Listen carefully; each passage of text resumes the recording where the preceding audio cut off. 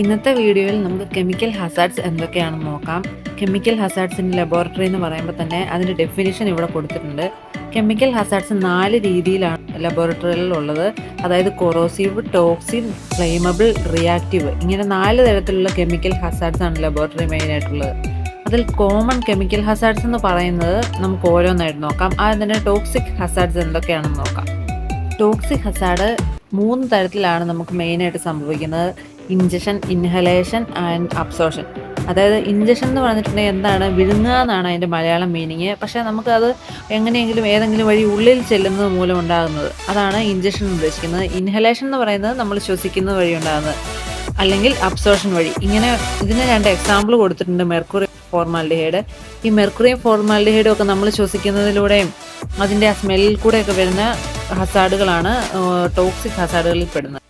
രണ്ടാമത്തെ ഹസാർഡ് എന്ന് പറയുന്നത് കൊറോസീവ് ആണ്. കൊറോസീവ് എന്ന് പറയുമ്പോൾ തന്നെ നമുക്കറിയാം, അതിന് എക്സാമ്പിൾ കൊടുത്തിരിക്കുന്നത് സൾഫ്യൂരിക് ആസിഡും സോഡിയം ഹൈഡ്രോക്സൈഡുമാണ്. കൊറോസീവ് എന്ന് വെച്ചാൽ അതിൻ്റെ മീനിങ് നശിപ്പിക്കാൻ കഴിവുള്ള, അങ്ങനെയാണ് അത് ഉദ്ദേശിക്കുന്നത്. അതായത് അതിന് മെറ്റൽസിനെ പോലും നശിപ്പിക്കാൻ കഴിവുള്ള കെമിക്കൽസിനെയാണ് നമ്മൾ കൊറോസീവ് കെമിക്കൽസ് എന്ന് പറയുന്നത്. അതിന് എക്സാമ്പിൾ കാണുമ്പോൾ തന്നെ നമുക്കറിയാം, സൾഫ്യൂരിക് ആസിഡാണ് അതിൻ്റെ എക്സാമ്പിൾ.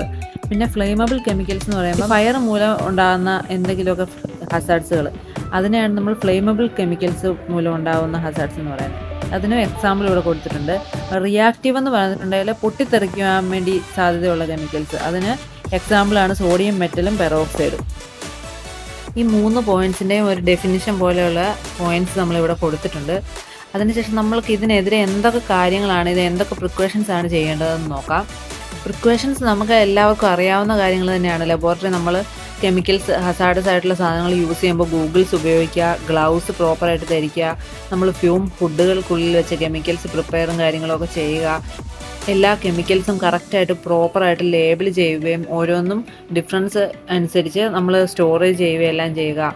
കെമിക്കൽസ് നമ്മൾ പ്രോപ്പറായിട്ടല്ലാതെ മിക്സിങ്ങും കാര്യങ്ങളും എല്ലാം പ്രോപ്പറായിട്ട് തന്നെ ചെയ്യുക. അതിൻ്റെ സ്പില്ലേജുകൾ നടന്നിട്ടുണ്ടെങ്കിൽ നമ്മൾ പ്രോപ്പറായിട്ട് വാഷ് ചെയ്യുകയും റിമൂവ് ചെയ്യുകയൊക്കെ ചെയ്യുക. ഇങ്ങനെയുള്ള കാര്യങ്ങളൊക്കെ ശ്രദ്ധിച്ചിട്ടുണ്ടെങ്കിൽ നമ്മൾക്കൊരു പരിധി വരെ കെമിക്കൽ ഹസാർഡ്സ് ലബോറട്ടറികൾ ഒഴിവാക്കാം. ഓക്കെ, അടുത്ത വീഡിയോയിൽ നമുക്ക് ഇലക്ട്രിക്കൽ ഹസാർഡ്സിനെ പറ്റി പഠിക്കാം.